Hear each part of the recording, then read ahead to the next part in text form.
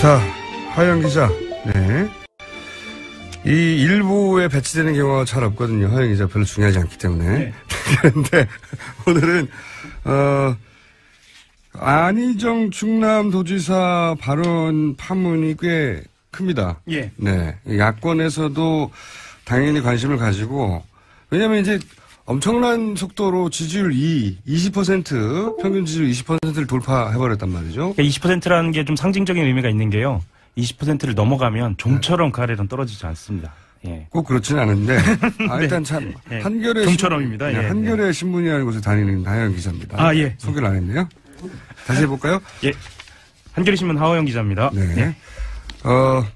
요 직전에는 반기문 캠프에 있다가 반기문 캠프가 사라져가지고. 예.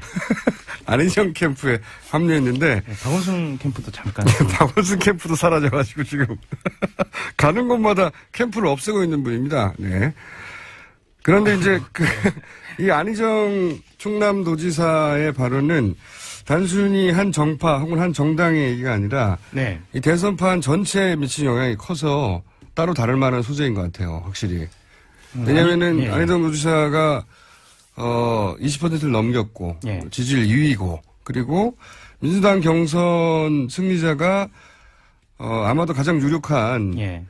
그 대선 후보 주자군이 될 거라고 이제 다들 생각하고 있기 때문에 예. 경선에도 영향을 미치고 게다가 지지율을 분석해 보면 안희정 도지사의 지지율 속에 자유한국당이나 바른정당이나 소위 이제 보수층의 지지표가 굉장히 많이 숨어 있거든요. 많죠. 예. 예. 그러다 보니까 보수 지지층들도 바라보고 있는 후보예요. 굉장히 절묘한 지점에 있는 분인데 예. 그런데 이제 전통적인 야권 지지자들은 화가 날 발언을 해버렸죠. 자, 그때 현장에 계셨죠?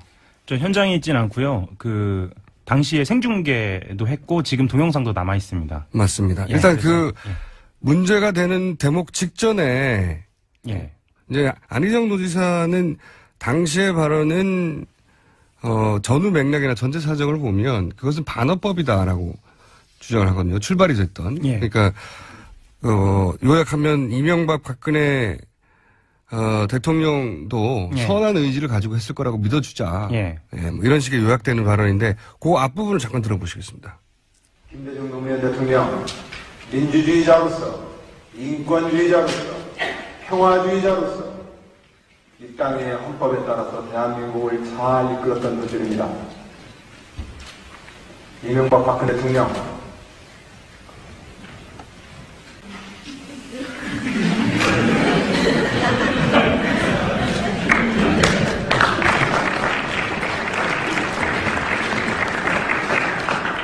그분들도 선한 의지로 우리 없는 사람들과 국민들을 위해서 좋은 정치 하시려고 했습니다.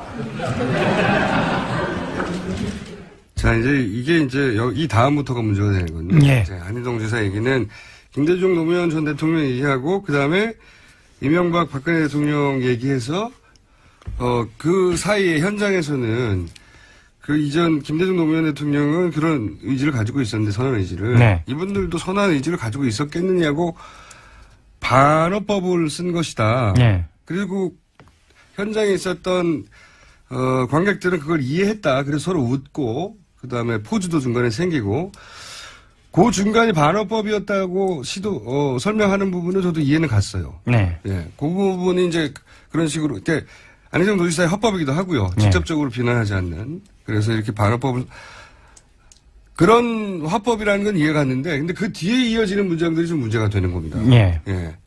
그러니까 그 뒤에서 이제 미르 K 스포츠 재단 또한 예. 평창 동계올림픽을 위해 선한 의지를 갖고 만들었다라는 방식으로 얘기를 하거든요. 예. 앞부분까지는 예. 듣고 보면 그런 반어법을 구사했다는 건 이해가 돼요. 납득이 예. 되는데 그 뒤에 등장하는 사례, 우리가 이제 전 국민의 관심을 가지고 있는 미르나 K 스포츠도 선한 의지로 만들었을 거로 전제하고 받아들여야 된다. 이게 여기서부터 걸리기 시작하는 거죠. 예.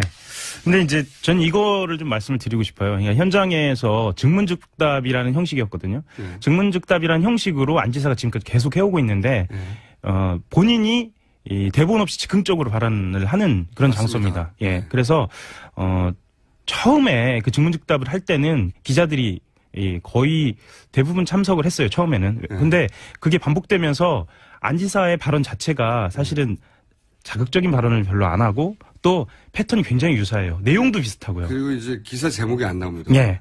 그래서 안 갔거든요. 기자들이 네. 굉장히 실하게. 네, 그래서 이번에도 기자들이 별로 없었어요, 현장에. 근데 미르 K스포츠 재단이라는 단어가 튀어나오면서부터 좀 관심을 가졌고요. 그리고 그렇죠. 당시에 이제 반어법이라고 본인은 이야기를 했는데 일정 부분 이해가 가는 부분도 있지만 앞부분은 반어법으로 이야기했는데 그 뒤에 사례를 듣기 시작하면서 예. 그 반어법이라는 거를 이해하더라도 납득이 안 되는 논리 전개가 있는 거죠. 그러니까 그 사실관계만 말씀을 드리자면 예. 이 횡령죄가 지금 굉장히 그 이슈잖아요. 예. 횡령이라는 그리고 횡령을 포함한 여러 가지 죄송합니다. 미르 K스포츠 재단과 관련된 여러 가지 범죄들이 이 범죄의 고의 이 뜻과 관련돼서 다툼의 여지가 많이 있잖아요. 그쵸. 근데 이것과 선의를 갖다 댈 수 있느냐의 문제. 예. 그러니까 이게 그 안희정 지사가 만에 하나 그것을 선의라고 한다고 하더라도 라든지 여러 가지 표현의 문제가 있었던 거예요. 그런데 그러니까 어휘 선택, 선한 의지라고 하는 어휘 선택의 문제, 그리고 적절한 사례였던가 하는 문제. 예. 그다음에 이제 증문즉답이다 보니까 이제 완전한 문장이 아니라 그렇죠. 본인의 뜻이 정확하게 표현되지 않았던 문제, 뭐 이런 여러 가지 문제가 있긴 있어요. 네. 근데 그러니까 예를 들어서 그 안희정 노지사가 이게 단순히 선거 전략으로 중도를 끌어들이기 위한 게 아니다. 네. 그건 아니라고 저는 알고 있거든요. 오랫동안 알아온 사람으로서. 그러니까 안희정 노지사의 내용은 이겁니다. 상대를 악으로 먼저 전제해버리면 대화가 안 되더라. 네. 그러니까 민주주의를 하자면 자기과 다른 사람의 생각도 악으로 전제하지 말고 일단 그대로 들어줘라. 네. 이런 이제 대화의 자세에 대한 얘기를 하고 싶었다는 거예요. 그러니까 정서와 태도에 대해서 이야기하고 그렇죠. 싶었다고 하는 겁니다. 예. 근데 그 어휘 선택이 잘못됐다고 하는 말은 뭐냐면 이게 대화 술로는 적절한 해명인데 네. 그죠? 대화 술로는. 근데 상대가 선한 의지가 아닐 경우가 있단 말이죠. 그렇죠. 우리가 만약에 사람이 죽었어요. 사람이 죽었는데 불법이 일어났죠. 안희정 도지사는 사람의 의도를 따지지 말고 그 과정에서 불법이 있었냐 없냐를 따지라고 말하는데 근데 그렇게만 따지면 다 해결되지 않는 게 사람이 죽었는데 결과적인 불법이 일어났어요. 잘못이죠. 그런데 그 사람을 의도를 따지지 않으면 치밀한 계획 하에 한 잔혹한 살해범인지 아니면 과실치사인지 모른단 말이죠.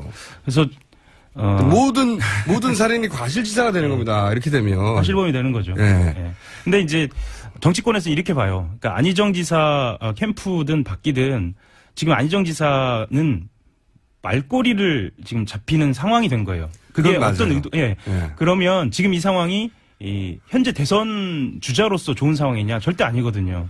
근데 본인이 좀 쉽게 생각하는 건 아닌가라는 판단이 드는 거예요. 왜냐하면 지금 상황에서 본인이 어젠다를 던지고 그것을 가지고 토론을 하는 상황이 되어야 하는데 만약에 이렇게 되면 자꾸 해명을 해야 돼요. 해명을 해야 되고 이게 말이 길어지거든요. 구질구질해지는 거고.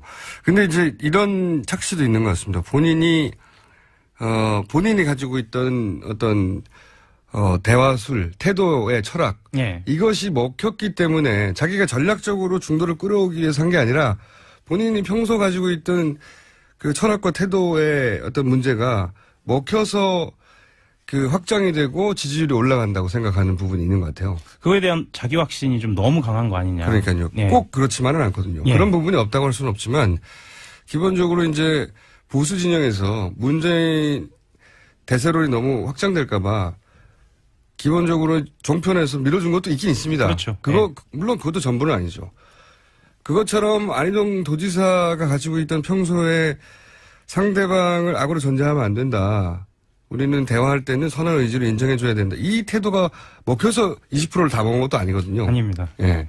둘 다 아닌데, 거기에 착시가 있는 것 같은데. 캠프 내에서 분위기는 어때요? 캠프 내에서도 약간씩 갈려요. 겉으로는 캠프는 이렇게 얘기합니다. 전체 맥락을 보고 그날의 분위기를 보면 지금 문제 삼는 것은 과하다라고 이야기를 하는데 내부적으로 보면은 실제로 반어법을 구사할 만큼 평소에 그렇게 대화를 하느냐 아니면 반어법을 구사할 만큼의 어떤 유쾌함이나 명랑함이 있느냐라고 따져봤을 때는 좀 무리한 그러니까 본인이 반어법이라고 얘기하기는 좀 무리했다라고 이야기를 하는 사람도 있고요. 사실 지금 내부적으로는 실수했다라고 얘기하고 그냥 털고 넘어가면 되지 않겠냐. 이렇게 깔끔하게 넘어가자는 사례를 잘못 웃으면서, 들었다. 예, 예. 사례를 잘못 들었다고 하면 저는 가장 예. 좋았을 것 같은데 그리고 이제 이게 억울한 점도 있을 수 있어요. 예. 본인이 합법이 실제 그렇고 실제 철학이 그렇단 말이죠. 예. 그런데 그걸 억울하다고만 할 게 아니라 이건 이제 누적된 겁니다. 갑자기 이런 발언이 나와서 갑자기 이런 발언으로 사람들이 이상하다고 생각한 게 아니라 그동안에 계속 조금씩 누적돼가지고 이상한데 하다가 이 사례를 통해서 역시 이상한 거였구나라고 생각하게 된 과정이 있단 말이죠. 그러니까 대연정이라든가 네. 사드 배치와 관련된 문제에 대해서 지금 한꺼번에 다시 논란이 되는 거죠. 그렇죠. 그 과거가 있었기 때문에 이 논란이 소위 말해서 그것은 반어법이라고 한 것이 그것만으로 먹히지 않게 된 거죠. 그러니까 캠프도 되돌아볼 시점이 된 것 같아요. 지금은. 이게 대화술로는 훌륭한데 지금 정국하고는 안 맞는다. 안 맞죠. 예. 의도를 따져야 되는 범죄에 우리가 앞에 서 있거든요. 네. 현재. 지금 헌재의 판결도 그러하고. 헌재도 그렇고요. 예. 이 의도를 특검도 빼고는 그렇고요. 예. 그러니까 의도를 빼고는 결과치만 가지고는 해설이 안 됩니다. 예. 자영 기자 또다시 일자리를 잃을지.